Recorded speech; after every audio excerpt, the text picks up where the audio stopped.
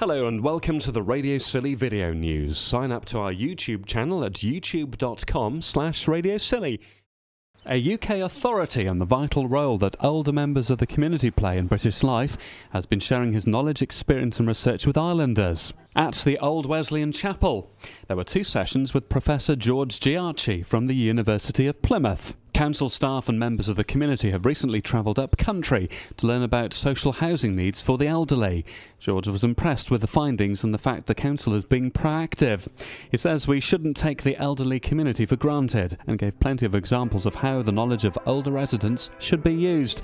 George says ageism is rife in this country and in our European neighbours. We live in an ageist continent. Europe is very ageist compared with other continents, so we're battling all the time against discrimination about older people. So it's there in our society and in the institutions of our society where people are forced to retire at a particular age. That's all a symptom of European ageism.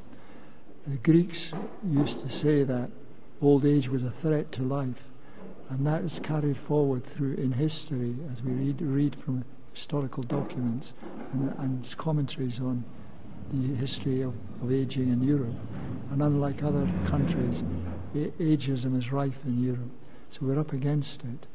So, for example, the fastest growing population in the UK is 80 plus, and we're seeing how older people are not considered when it comes to abuse. Child abuse is much more important than the abuse of older people. Yet older people are like children, are persons, are individuals. Like children, they're individuals, they need to be respected, whatever their age. George says he's been impressed with the knowledge that carers have on the island about the onset of dementia and was interested to learn about our weekly memory cafes. We're doing research at the University of Plymouth led by Mike Sheaf.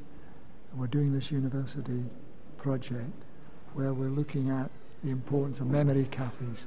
They're irreplaceable because they provide an informal setting for people to share their concerns, to come together, to strengthen one another in terms of sharing knowledge and concern for each other at a community level. That's why I said small is beautiful. The small is beautiful in terms of the memory cafes, or singing for the brain, singing groups, activity groups, dance groups. All of these matter very much because with dementia you've got something like a 10 to 15 years span of life. But when you're diagnosing it earlier, you can also jump in earlier and encourage people still to enjoy life.